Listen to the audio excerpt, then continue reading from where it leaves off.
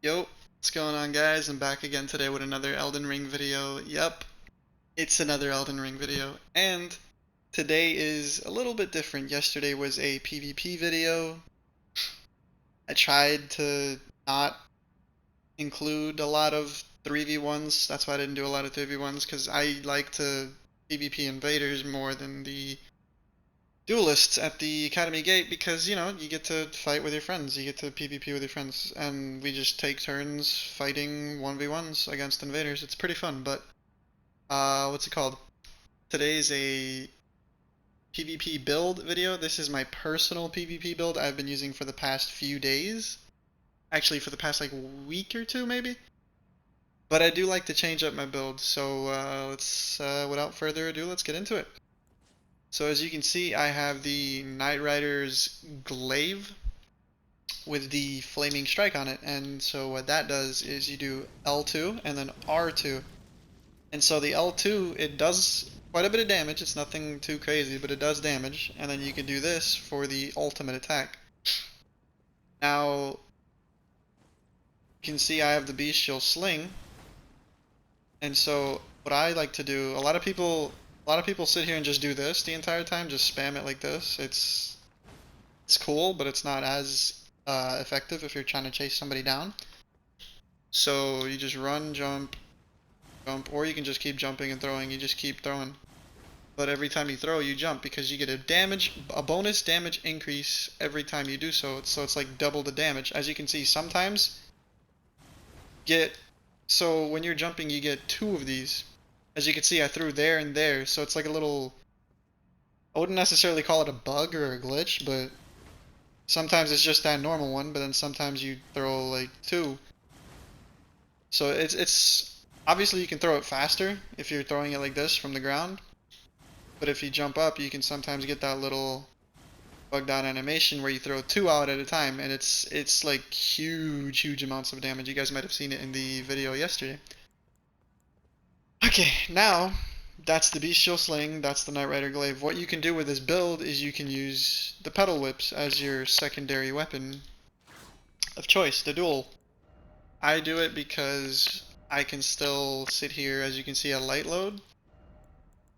So I'm still at light load with all of this. Now what I usually do is I put Pedal Whips here, the Knight Rider Glaive here, and the Bolt of Grand Sacks here, just in case people start running.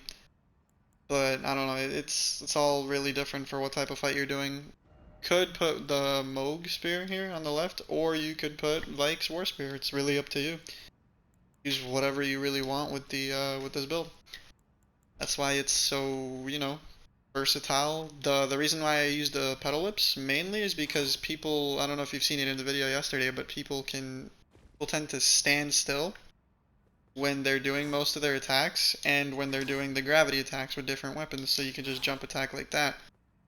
Now when I use the whips, instead of using the Ritual Sword Talisman, I instead use the Claw Talisman, which allows you to jump, or allows you to enhance your jump attacks, which is pretty good. I end up one-shotting, two-shotting most of the time with it, so it's not too bad. Now, for the talismans, I'm using Shard of Alexander for the Knight Rider's Glaive, obviously. And for the Pedal Whips, because I'm using Pedal Whips, I just use Storm Stomp.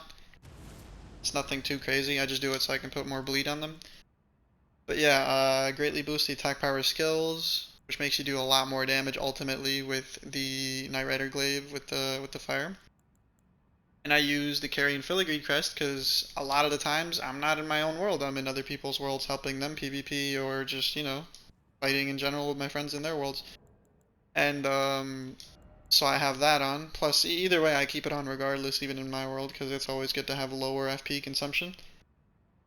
Now, Ritual Sword Talisman, this isn't really the greatest option. I just use it sometimes when I know I'm gonna get the kill before the person even gets near me. So I just use that sometimes, but not all the time. Blue Dancer Charm is in a lot of my builds because it raises attack power with lower equipment load, and that's all the time because I'm at light load. And even if you're at medium load, let's say, as long as your equip load is lower than your max equip load, you're gonna be perfectly fine. Now, for the armor, I am using the black hood, leather armor, preceptor's gloves, whatever you call it, bandit boots. Now this is basically just like a bandit build or assassin build, whatever you really want to call it. I don't know. It's just, I don't know. It's just an outfit I put together, my newest outfit. I don't know. It's pretty cool. I like it. Be using it quite often, I guess. If you guys want to use it, that'd be cool too. I don't mind. Same thing with the build. That's why it's out here. Now I'm gonna let you in on a little secret with this build. With the flame art, make sure to put flame art on your glaive. So you put flame art Knight Rider's glaive with the flaming strike.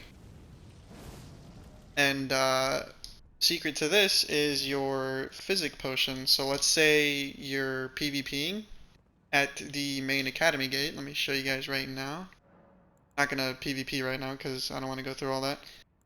But I sometimes use the Crimson Bubble tier. But what I like to do is I like to use the Opaline hard tier and the Flame Shrouding crack tier, which increases the fire damage and boosts all damage negation. So every time you finish a duel here, you can sit at the Grace before you summon another duelist, and your physic potion will refresh. So basically what I do is I summon someone, I sit here, I do Golden Vow, Blessing of the Erdtree, and then I stop and switch straight to Bestial Sling, and I sit here, use this, and I'm perfectly ready for a good old one-shot. With the increased fire damage, you basically one-shot somebody with this in this area. And it's impossible not to get hit by it unless you're like spam dodging, like panic dodging. Now, the swarm of flies in this build, here's where this comes in. This is for this area mainly. I use it for other areas, but main academy gate PvP. I sit here and I throw one or two of these, and they have no choice but to come to me. And if they try to run away from that, I go over here or wherever, and they still get hit by that, and I come in for the final hit, and they're just instantly dead. The Grail's Roar, I use that for PvP at the first step all the way down here, because people like to go on that little ledge. Very annoying stuff. So I sit there and I just use this. I do have a upcoming video coming up probably tomorrow or in the next day, I don't know, but in that video I'll probably have some clips of me using the Grail's Roar to get rid of people that are on the ledge. It's pretty funny stuff, not gonna lie. Now, if you are gonna use the, what is it called? Let me see. Ogwen's Sacred Spear, you could remove this and exchange it for the Lord of Blood's Talisman. There you go. But other than that, I do 6 Cerulean tier flasks and 8 Crimson tier flasks. Now for my stats, I am level 569 right now, of course. My vigor is at 99. My mind is at 80. My endurance is at 99. 60 for strength, 99 for dexterity, 13 for intelligence because I don't use magic as much. 99 for faith and 99 for arcane because I tend to switch to a blood build when it comes to boss fights when I'm fighting bosses for my own playthrough or helping other people in their playthroughs. It's just quicker, it's the meta build for bosses, it's whatever, but this has been my PvP build. You guys enjoyed and hope to see you guys using this build, hopefully. And as always, peace out. Back again tomorrow with another video, and adios.